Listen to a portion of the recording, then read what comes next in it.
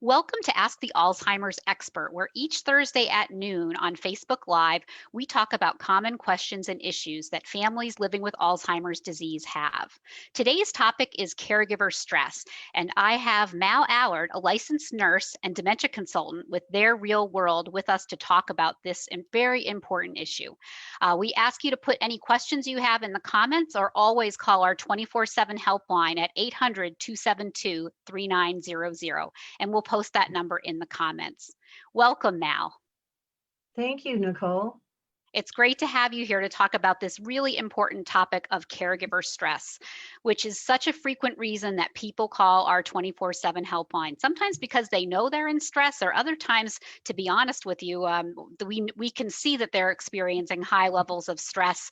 They may be calling about a different reason, but part of what we will talk with them about is how to deal with that stress. And I think we can all understand how that can happen as they try to balance all the challenges of day-to-day care for someone with Alzheimer's. They have, taking care of their own needs. And right now, honestly, the added stress of the pandemic just makes that stress sometimes even worse.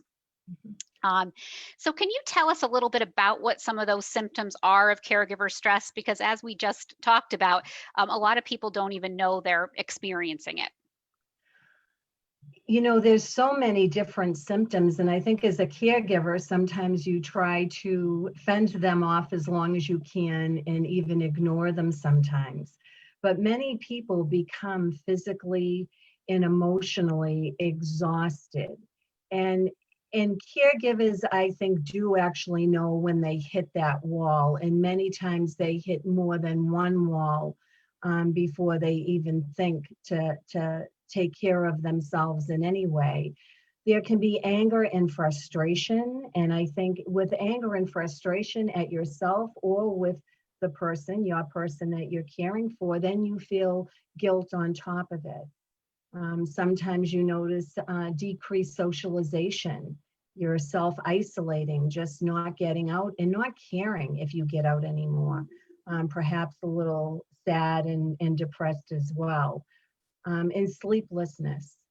I think that that's a huge concern for the caregivers. They're neglecting health issues, so the sleeplessness and usually caused from worry, and then you take all these symptoms together, and a lot of times they have health concerns that they're just, again, not taking care of. Yeah, absolutely. And that's easy to understand how that can happen. And we always, when we get those calls and people are stressed, we talk to them about, have you shared with your doctor the kinds of stress that you're experiencing, and are you seeing your doctor regularly? Sometimes they're so concerned with the health of their loved one that they're ignoring their own health. And it's so important if they want to continue in their caregiving role to make sure that their own health is cared for too. Yeah.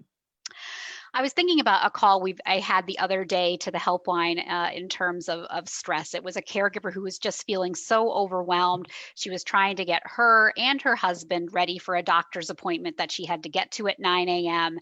and could, like you had said, she could sense herself getting really impatient with him and feeling very nervous. What do you think caregivers can do in those situations in the moment to try to kind of calm themselves down and get the things done that they're trying to do? I think people just really need to stop and take a breath. They just need to think for a moment, what is actually going on here and how important is this? If the appointment is for the wife, for the lady, then maybe in the future, maybe you have to cancel the appointment for that day and make a later appointment in the future.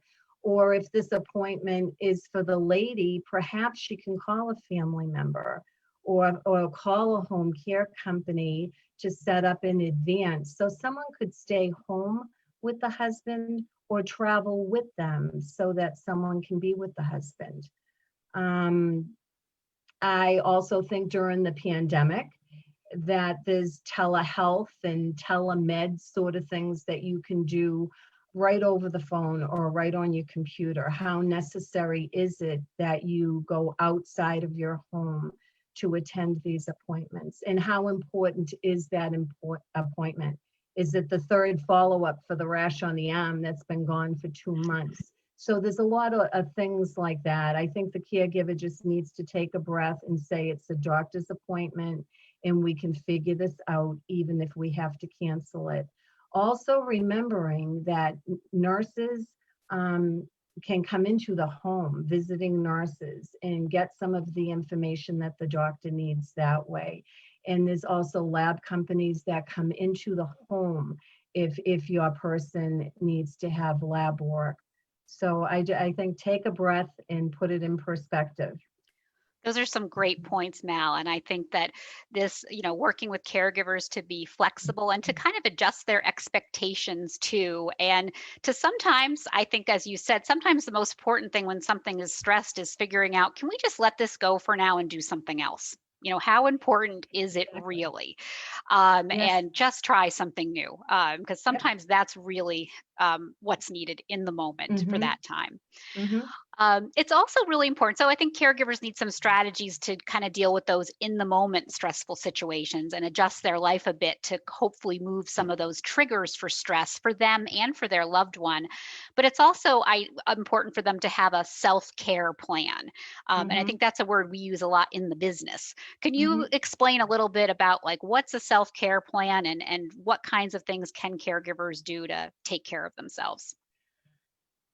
I keep a self-care plan really simple, and I tell people that they need to have something to look forward to, that they need to intentionally put into the day or the week or the month things that they enjoy doing or perhaps miss doing, and not just because of the pandemic, because they're a 24/7 caregiver for their person who has a memory impairing disease. And I tell them to put things in perspective, give themselves credit, that they're doing the best they can during that time. But I also think that they're very hard on themselves and they think that they need to do everything at the same time. They can't change anything. And if there's a pile of laundry sitting on your sofa not getting folded, then there's a pile of laundry sitting on your sofa not getting folded. Would you rather do that or would you rather finish the book? Would you rather do the dishes that really don't need to be done, or would you rather call your friend or your family member to maybe vent a little, to maybe laugh a little, to maybe find the humor in your current situation? So have something to look forward to, no matter how small. And this might be the point within the self-care that you seek the support of other agencies and resources that you have in your area.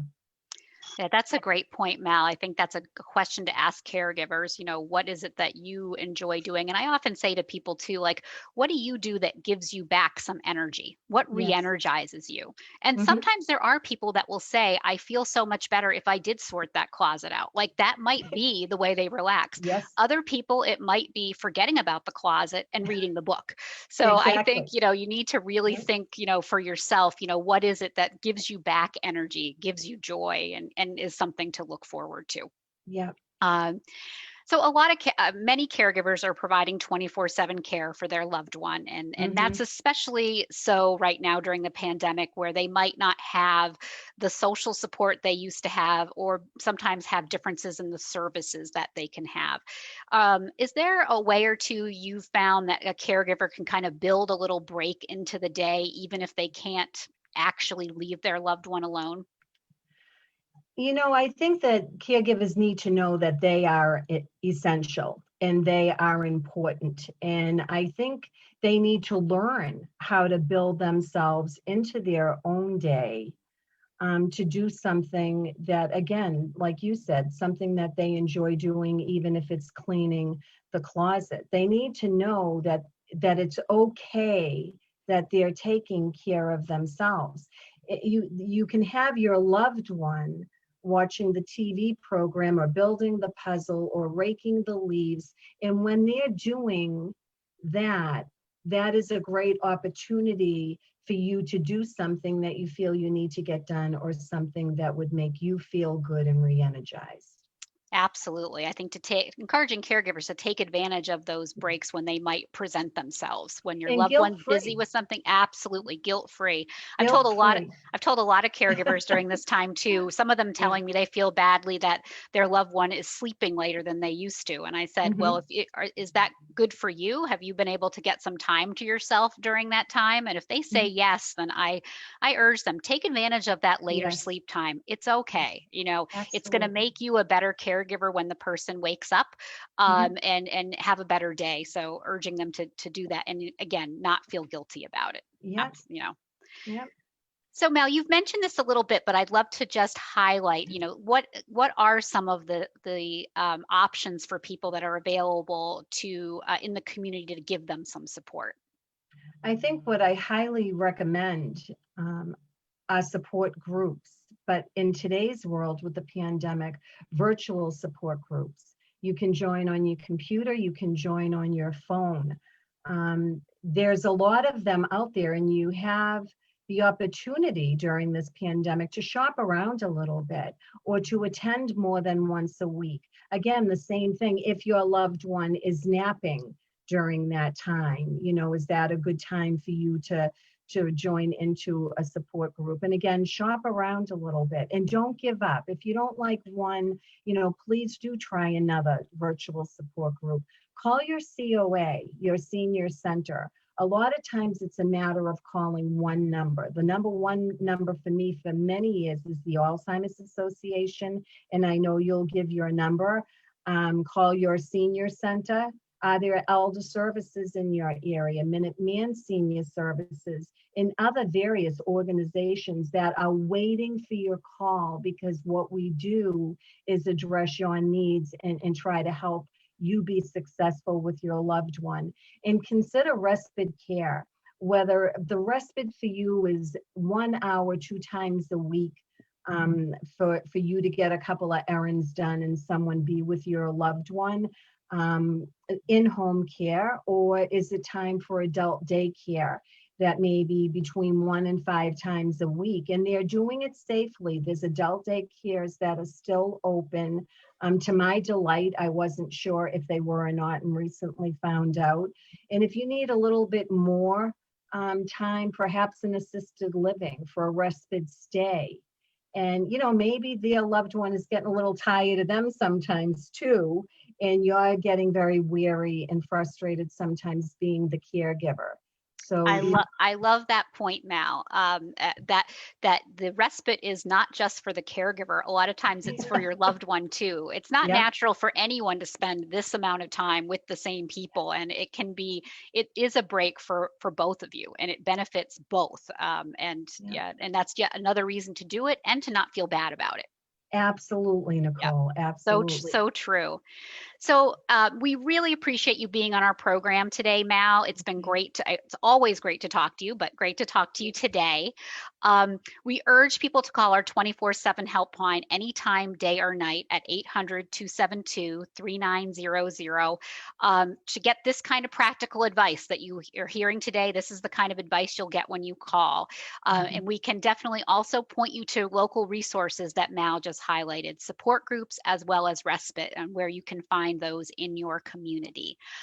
We hope you will join us next week on Facebook Live when we're going to be talking to Tammy Pazaricki about from Alternatives for Alzheimer's Care. We're going to talk about ways to make visits to residential care during this time. I'd also like to make a special plug. Mal is going to be a presenter at a program that one of our partnerships is doing on November 18th at 3 p.m. on Conquering Caregiver Overload. And if you call our helpline, they can get you registered for that free program. Thank you so much for joining us, and we hope we see you next week.